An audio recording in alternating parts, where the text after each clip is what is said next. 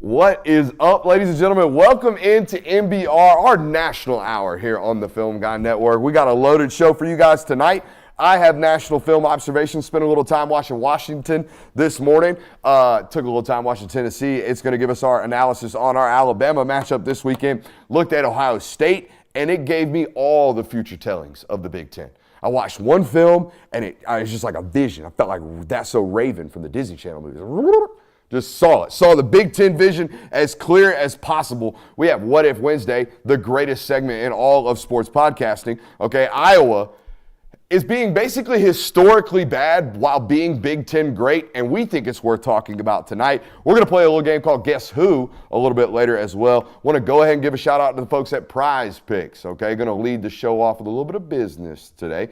Our friends over at Prize Picks, if you support us, support them, okay? If you're one of these folks that likes to play prop gambling or prop betting or anything like that, head over to Prize Picks today and use promo code Brooks. You will get a 100% deposit match. What does that mean?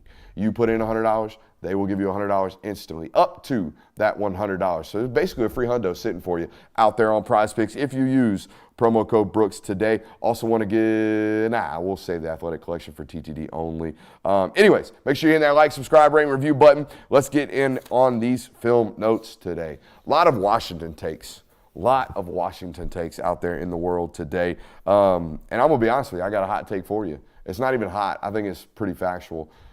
I don't think any defense is going to stop this football team in between the 20s, okay? They do such a great job with motions, with formations, with bunching, with personnel, with weaponry, and their quarterbacks playing at such a high rate that there's such easy yardage on the tape for them, okay? It's very akin to the Tennessee offense without being, kind of gimmicky. Let's go to the board. I know I didn't prepare you for this, but it is what it is. Okay, Tennessee's offense is very into the boundary based, okay?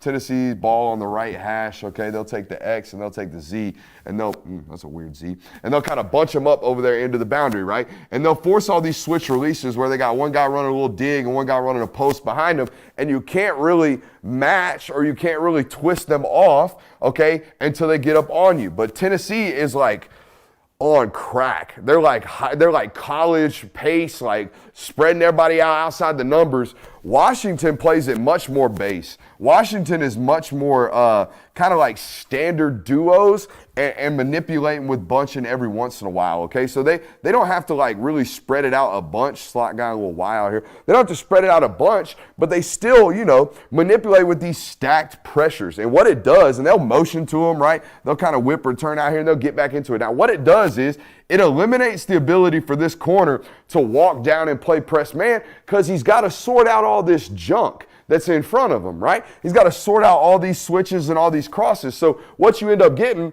is a bunch of free releases, guys running off the line of scrimmage without any ability to get hands on, without any ability to redirect, without any ability to mess with the timing of the offense. So what does that create as a defense? Well, what it makes me do is it makes me play off, which automatically creates yardage on the field. Now, here's why I'm telling you I don't think they get stopped in between the 20s. Michael Penix, guys, has all the answers right now. He's seeing all this space. He's getting to all these reads, and he's getting the ball out of his hands really, really quickly, despite the fact that they might have 2 NFL guys on their front 7. Maybe. I mean, the center right now is 6'2", 275 pounds. And, buddy, I would hunt him like ever-loving. Like, you wouldn't imagine what I would try to do to that interior of that offensive line. But here's the thing. They're so well coordinated that you can't hunt the middle of their offensive line because they're a pin-and-pull-based run offense. Okay, so they're not even bothering running in the B-gaps. And even if you put bodies in there, they're running off tackle. They are so well conceptually designed, and here's what I'm telling you. The only way you're going to have success is if you get them off the field in the red zone and hold them to field goals. So the problem is nobody's even been able to do that. I looked it up today. They've scored 26 touchdowns in the red zone, okay? I think they've had 29 or 33 possessions total. They've kicked 3 field goals, whatever. They've only kicked 3 field goals in the red zone. They're the nation's 3rd or 4th best red zone offense. They've only scored, I got the numbers right here. I don't even know why I'm doing this. They have 13 passing touchdowns, 13 rushing touchdowns, extremely balanced in the red zone. They've only kicked 3 field goals, and they have 8 other touchdowns that were outside of the red zone, and you guessed it, they're all via the air. So all their explosive touchdowns come throwing the football. But, man, when I watched Penix today, the comparison I got from one NFL guy he mentioned was Phillip Rivers with the arm slot. Because he is very sidearmed. It's almost like you sit there and you watch it over and over again, and you wonder how the ball has as much life as it does with how he throws the football. But the thing that I was impressed with, man, is his discipline in his eyes. I tweeted out a video today. The first touchdown of the game, they're running a little bender from one of their receivers, okay, number 0. Okay, he runs a little bender against the corner, and they got leverage and they got space. It's all the way on his left side. He takes the snap, and his eyes are right the entire time. He sticks his foot in the ground, okay, and then he puts his eyes on the guy and delivers a strike. Okay, it's a 40-yard ball, and he never once looks at it until he plants his back foot. Okay, now what does all this matter? All it means is that he's got great receivers, and he's never drawing additional coverage to them with his eyes because he's so disciplined. Honestly, watching him, it was the Phillip Rivers throwing motion, but I saw a lot of Aaron Rodgers in his decision-making and his protection of the football. I haven't seen young football players understand concepts and coverage so much that they're avoiding sacks by very selective throwing the ball away. I watched a play today where he's got a free hitter. They're running a deep over in front of him. The guy covering the deep over is in trail position. He throws it at the feet of the guy covering his wide receiver. Oh, we got to do it again. Anyways, watch this, okay? So instead of taking the sack, he's taking a free runner, all right, from a linebacker that wrapped and is blitzing on him right here, okay? And instead of taking the sack or throwing the ball out of bounds and taking a grounding, he's got a deep over here that is extremely well covered, and the blitzer, okay, and all the pressure came from here, so there's a massive void right here in the defense. He just threw the ball right here on the ground and avoided the sack. Like, it's very, very I'm obviously aware of what is going on around me type of decision-making right now that is making this offense almost impossible to stop. Now, here's what it's created, okay? And just like we have a how many days since we've said the F-word countdown on this channel, we also should have a how many days since somebody's compared an offense to 2019 LSU. Now, I understand what my fellow analysts in the college football space are doing. The 2019 LSU team is one of the very few things in this sport that we have that is universally known. That is universally known as the best offense anyone's ever seen. I think we all agree on that. In fact, think about that. That is wild. Wild-ass concept now in 2023 analysis. We have something 4 years later we all agree upon.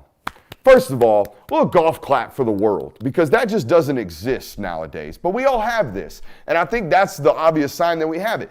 Every single time there's a great offense, everybody wants to compare them to 2019 LSU. That's just our way of saying, is this the greatest offense we've ever seen? So, Jonathan, you're our stats guy around here. Is this the greatest offense we've ever seen in the form of Washington? Well, here you go. Got a full-on breakdown for you. So LSU scored 40 or more points in 12 out of 15 games. Washington has done it in 4 out of their 6 games. LSU threw for 350 more passing yards in 12 out of 15 games. Washington has done that in all but one game. It was against Oregon. They threw for 319. LSU averaged 48.4 points per game. Washington is averaging 44.3. LSU averaged 401 passing yards per game. Washington is averaging 424 right now. LSU averaged 566 passing total yards of offense per game. Washington is averaging 543. Jamar Chase and Justin Jefferson combined for over 3,000 receiving yards, 38 touchdowns, and over 250 receiving yards per game. Adunze and Polk right now are a little over 1,200 yards, 11 touchdowns, and are averaging 210 receiving yards per game. So, they're 92% of LSU on paper? Yeah. So, no.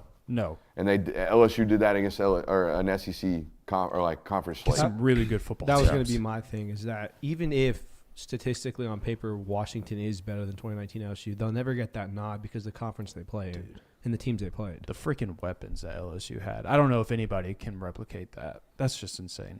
The only guy who didn't pan out was Randy Moss's son Terrence that played Moss. tight end, right? Yeah. That's the only guy that didn't pan out in the league. Clyde Edwards-Helaire kind of flamed out. Yeah, he kind of burned out a little bit. Yeah. That's running backs. That is I think he was also just LSU was really good. He played running back. Let's take a stab. I think if you were to go back and look, like he was really good in between the tackles, surprisingly good that year. But a lot of his draft capital was based off what he could do outside, like as a gadget, like defender, Yes. like special player. Yeah. And a lot of those plays he had for LSU were like, oh look, check down. No one's within 25 Everybody's yards looking of at Mans. Jefferson and Chase. Everybody is bailing like crazy right now. What is going on? Well, those guys are pretty good. But no, the Washington stuff for me is really, really fun to watch because it's replicable. Like you can take what they're doing and you can apply it to other football teams. They live in duos. They're not like, it's not, I didn't watch them and think anything was super special other than their ability to stack and eliminate all pressing because you really can't play man coverage against it. And you could try. I thought Oregon did a really good job of passing these things off. Oregon was doing something that I don't really see very often. Normally you see man coverage against stack formations. The guy that's at the point takes the first guy. You know what I mean? Yeah. There's two guys standing there and the guy takes him. He was letting that guy pass and letting the off man coverage take him. And then, the point guy was taking the secondary defender or secondary route repping, route option.